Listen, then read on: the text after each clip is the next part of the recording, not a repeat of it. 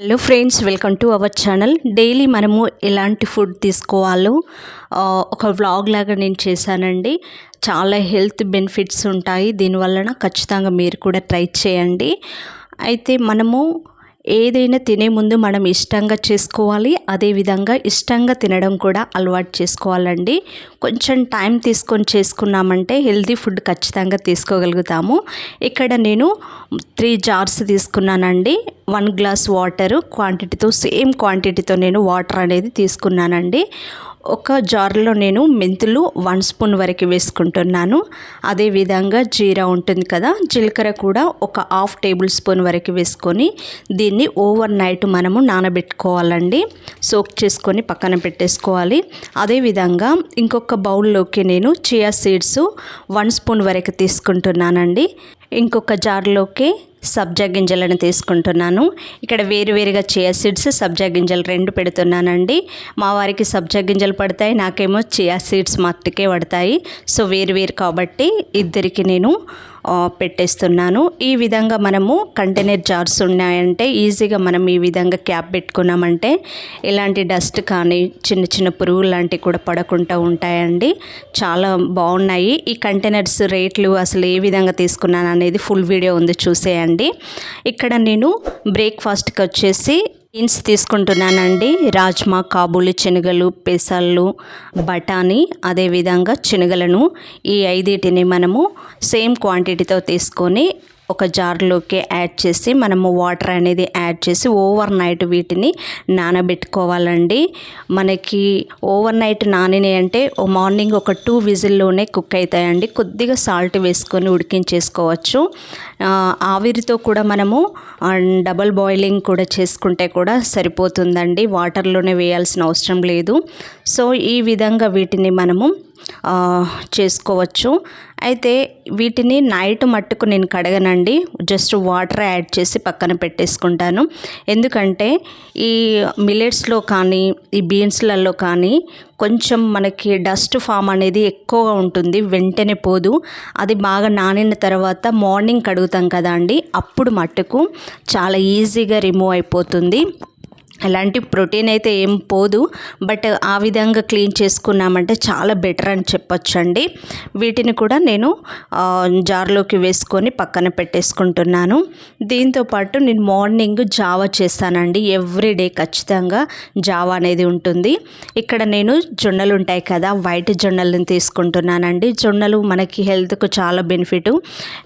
జొన్న రొట్టె చేయడము ఇబ్బంది, అది రాదు ఆ ప్రాసెస్. సో కనీసం ఈ విధంగా జావలాగా తీసుకుంటే బెటర్ అనే ఉద్దేశంతో రాగులను కూడా కొద్దిగా యాడ్ చేస్తున్నాను. జొన్నలు ఎక్కువ, రాగులు కొంచెం తక్కువ తీసుకుంటున్నాను.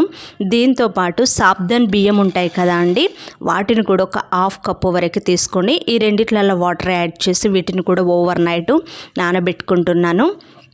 అయితే సాబ్దన్ బియ్యము మనకి ఎప్పుడైనా చలవ చేస్తుంది, హెల్త్కు చాలా మంచిది. కాబట్టి వీటిని జావలో ఎలాంటి మిల్లెట్స్ జావలో చేసినా వీటిని ఖచ్చితంగా యాడ్ చేసుకోండి.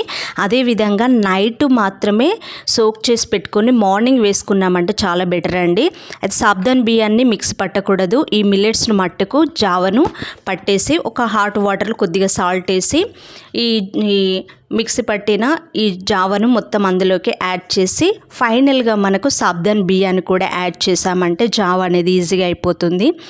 మనము లంచ్ విషయంలో నేను మట్టుకు పాలకూర, అదేవిధంగా టమాటాతో చేసిన పాలకూరను కర్రీ లంచ్లోకి తీసుకున్నాను. కొద్దిగా రైస్, కొంచెం మనం డైలీ తినేదానికన్నా కొంచెం తక్కువ తింటే చాలా బెటర్ అండి. వాటర్ని ఎక్కువ తాగండి. అయితే రైస్ తినే ముందు మనము హాట్ వాటరు, జీరా వాటర్, సంథింగ్ ఏదైనా జ్యూస్ లాంటిదైనా పర్లేదు, చల్ల చేసుకుంటాం కదా అలా. అయితే తినే ముందు మనము ఒక 1 గ్లాస్ తాగామంటే లంచ్ టైంలో మనము కొంచెం తక్కువ క్వాంటిటీతో రైస్ తీసుకుంటాము. సో ఆ విధంగా ఆకుకూరలు, పప్పులు ఎక్కువ ఉండేలాగా చూసుకోండి, ఎందుకంటే సమ్మర్ టైం కాబట్టి. ఇక్కడ నేను గోధుమ రవ్వతో నేను ఉప్మా చేస్తున్నానండి. చాలా బాగుంటుంది ఇది. మన షుగర్ పేషెంట్ కావచ్చు, నార్మల్గా ఉన్న వాళ్ళకి ఈజీగా డైజెషన్ అవుతుంది. అదేవిధంగా హెల్త్ కూడా చాలా మంచిది. కొద్దిగా ఆయిల్ వేసి జీలకర్ర, ఆవాలు, ఎండుమిర్చి, కరివేపాకు, ఆనియను, పచ్చిమిర్చి, కొద్దిగా సాల్ట్ వేసుకొని వీటిని మగ్గించేసుకోవాలండి. చాలా ఈజీగా క్విక్గా ఒక 10 మినిట్స్లో ఈజీగా అయిపోతుందండి. ఎక్కువ టైం కూడా పట్టదు. ఇందులోకి నేను మిల్ మేకర్ ఉంటుంది కదా అండి, వాటిని కూడా ఒక 20 వరకు చిన్నవి ఉంటాయి కదా, వాటిని తీసుకున్నానండి. హాట్ వాటర్లో వేసి దాన్ని ఈ ఆయిల్లోకి వేసుకొని కొద్దిగా వేపుకోవాలండి. ఎందుకంటే మనకి హెల్త్కు చాలా బెనిఫిట్ అని చెప్పచ్చు. వెయిట్ లాస్లో కానీ మన ప్రోటీన్ విషయంలో కూడా చాలా బాగుంటుంది కదా. సో కొద్దిగా ఒక గుప్పెడంత వరకు కొత్తిమీరని కూడా యాడ్ చేసి వీటిని అన్నిటిని కలుపుకొని ఇందులోకి వాటర్ని యాడ్ చేసుకోవాలండి. అయితే గోధుమ రవ్వ మనము ఎంత క్వాంటిటీతో తీసుకుంటున్నామో దానికి 1 కప్పు మనం గోధుమ రవ్వ తీసుకుంటే 3 కప్పు వరకు వాటర్ని యాడ్ చేయాలి. అప్పుడు మన పర్ఫెక్ట్గా ఉప్మా అనేది రెడీ అయిపోతుందండి. ఎక్కువ మెత్తగా కాకుండా అలా అని మరీ పొడి పొడిగా లేకుండా ఉంటుంది, ఈజీగా కుక్ అవుతుంది. ఈ విధంగా వాటర్ యాడ్ చేసి దీన్ని మరిగించేసుకొని ఇప్పుడు నేను ఒక 100 గ్రామ్ వరకు ఈ గోధుమ రవ్వను యాడ్ చేసేసుకోవాలండి. ఒక్కసారిగా బాగా కలిపేసుకొని మూత పెట్టేసుకొని కొంచెం సిమ్లో ఉడికించేసుకోవాలి. ఒక 5 మినిట్స్లో మనకి ఈజీగా అయిపోతుంది. చూస్తున్నారు కదా ఎంత పొడి పొడిగా వచ్చిందో. ఇప్పుడు మనము ఒక సర్వింగ్ బౌల్లోకి నేను తీసేసుకుంటున్నాను. ఎవ్రీడే నైట్ ఖచ్చితంగా నాకు బోర్ కొట్టదండి. ఇది మట్టుకు చాలామంది రైసే అనిపిస్తుంది కదా కొందరికి. ఇది తిన్నారంటే సేమ్ మనం అన్నం తిన్నట్టే ఫీల్ కలుగుతుందండి. టమ్మీ కూడా ఫుల్ అయిపోతుంది కొద్దిగా తింటేనే. ఇందులోకి నేను మునగాకు కారపొడి వేసుకుంటున్నానండి. కరివేపాకు పొడి కానీ అదేవిధంగా కూడా వేసుకొని తినొచ్చండి. చాలా టేస్టీగా ఉంటుంది. Thank you for watching. Please subscribe.